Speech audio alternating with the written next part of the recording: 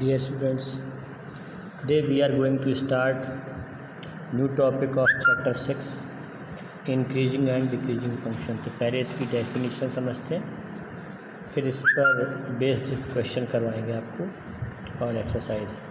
तो increasing decreasing function क्या होता है वो यहाँ आपको डेफिनेशन से मैं क्लियर करता हूँ, फिर एग्जांपल से इसका वर्किंग प्रोसीजर भी आपको बता देंगे किस तरह से हम एक गिवन फंक्शन के लिए इंक्रीजिंग मतलब कहाँ पर वो इंक्रीजिंग है कहाँ पर वो डिक्रीजिंग है, उसके लिए इंटरवल्स कैसे निकालते हैं वो आपको बताएंगे।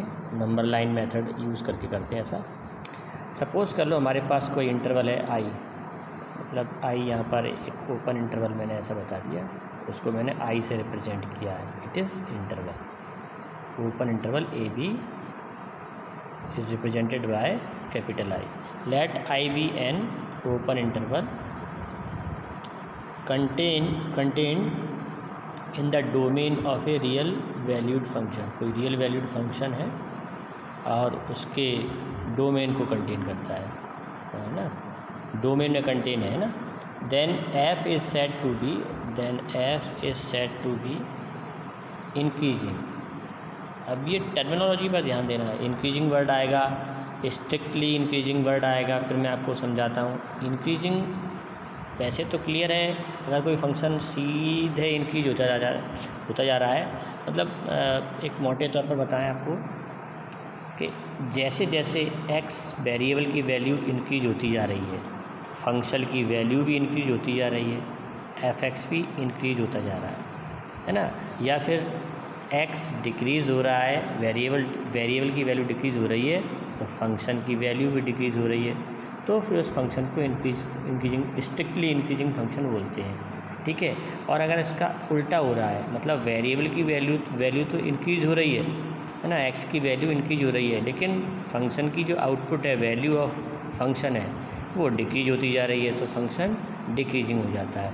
ये तो समझने के तौर पर मैंने बता दिया। अब जो मैथमेटिकल डेफिनेशन वो मैं यहाँ आपको बता रहा हूँ। Increasing function increasing on I if x1 less than x2।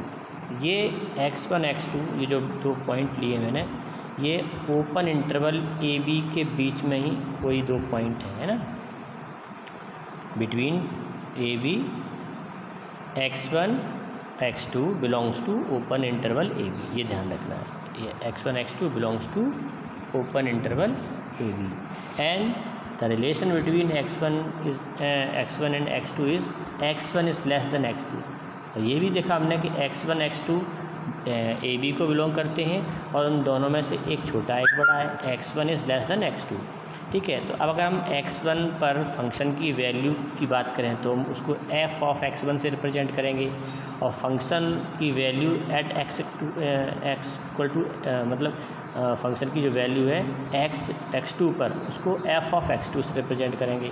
तो अब अगर इस ऑर्डर के हिसाब से ये ऑर्डर बनता है फंक्शन की वैल्यू में, या तो फंक्शन की value f of x1 f of x2 ये दोनों या तो इक्वल हो, या f of x1 is less then f of x2, तब हम फंक्शन को बोलते हैं फंक्शन इज़ इंक्रीजिंग, है ना।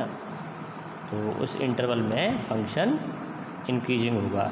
तो x1 is less than x2 होने पर इम्प्लाइज़ का साइन लगाए, implies f of x1 less than equal to f of x2, या तो f of x1 f of x2 equal हो, या फिर f of x1 f of x2 से कम हो, है ना।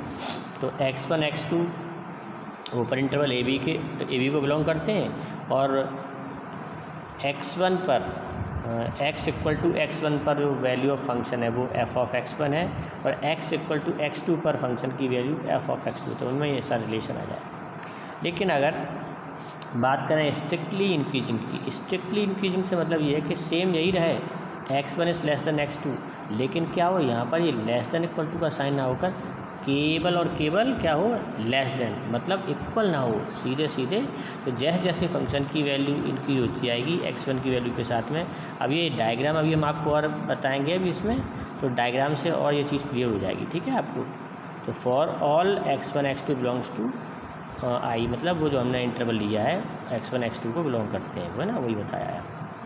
अब डिक्रीजिंग फंक्शन के लिए क्या है, डिक्रीजिंग के लिए जस्ट उल्टा हो जाएगा, x1 is less than x2 होने पर क्या होना चाहिए, f of x1 is greater than equal to f of x2, तो हम उसको डिक्रीजिंग बोलते हैं। ऐसे स्ट्रिक्टली डिक्रीजिंग के लिए क्या करेंगे, केवल वहाँ पर ग्रेटर देन का साइन आ जाएगा उन फंक्शंस की वैल्यूज़ के लिए ना, x1 f ऑफ x1 और f ऑफ x2 जो वैल्यूज़ हैं उन फंक्शंस की x1 x2 पर, वो उनमें क्या हो, केवल ग्रेटर देन का साइन हो, इधर लेस देन का साइन है और इधर ग्रेटर देन का साइन है। तो जब सेम ऑर्डर रहेगा x1 x2 के साथ में f of x1 f of x2 का, तो फिर इंक्रीजिंग या स्ट्रिक्टली इंक्रीजिंग होगा। और अगर साइन मतलब जो ऑर्डर रिलेशन है वो अपोजिट हो जाता है तो फिर डिक्रीजिंग हो जाएगा। तो अभी ये तो मैथमेटिकल डेफिनेशंस हैं, तो जितनी भी आपको समझ में आ गई हूँ, अब ये डायग्राम से आपको ये चीज़ें और क्लियर करा देता हूँ मैं। तो ये देखिए, यहाँ हम आपको क्लियर करते हैं और डायग्राम से। इंक्रीजिंग फंक्शन देखिए, यहाँ से लेकर यहाँ तक तो फंक्शन इंक्रीजिंग है, ऐसे इंक्रीज हुआ है, और फिर थोड़ा सा इसकी जो स्लोप है वो कम हो गई है और फिर इंक्रीज हुआ है, तो फंक्शन ये इंक्रीजिंग फंक्शन तो है। यहाँ पर मैं जो कुछ फंक्शन के ग्राफ बता रहा हूँ, इसमें से कुछ इंक्रीजिंग है, कुछ डिक्रीजिंग है, कुछ स्ट्रिक्टली इंक्रीजिंग है ना, और कोई स्ट्रिक्टली डिक्रीजिंग है।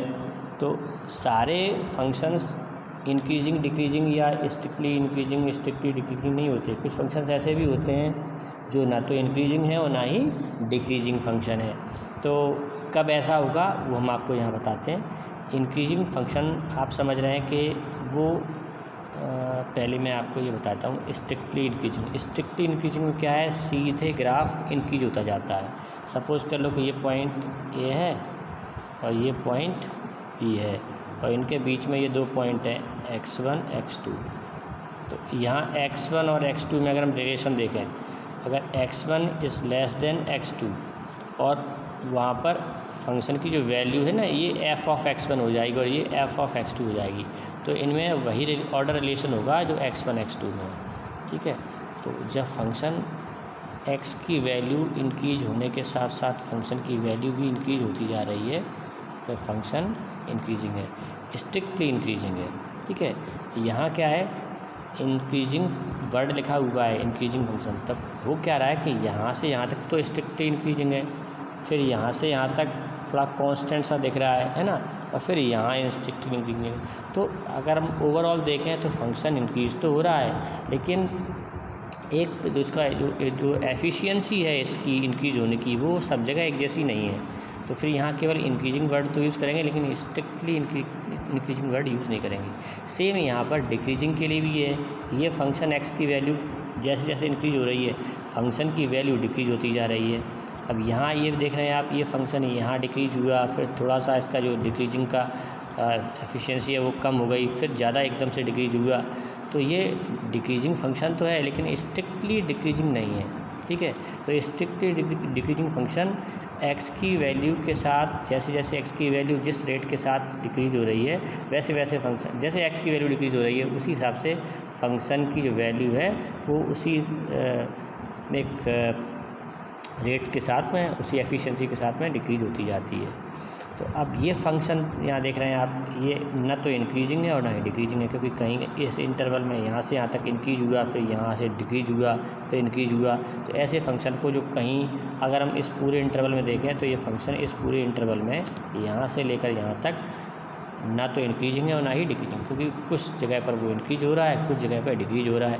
इसलिए ओवरऑल उस इंटरवल में वो ना तो इंक्रीजिंग है, नाइदर इंक्रीजिंग और nor decreasing function, that is called, ठीक है। तो ये इस टाइप के फंक्शंस हो सकते हैं जो इंक्रीजिंग डिक्रीजिंग में आपके आएंगे। तो अभी एक चीज़ आपको और बताते हैं, मोनोटोनिक फंक्शन, और फिर उसके बाद एक क्वेश्चन कराएंगे आपको।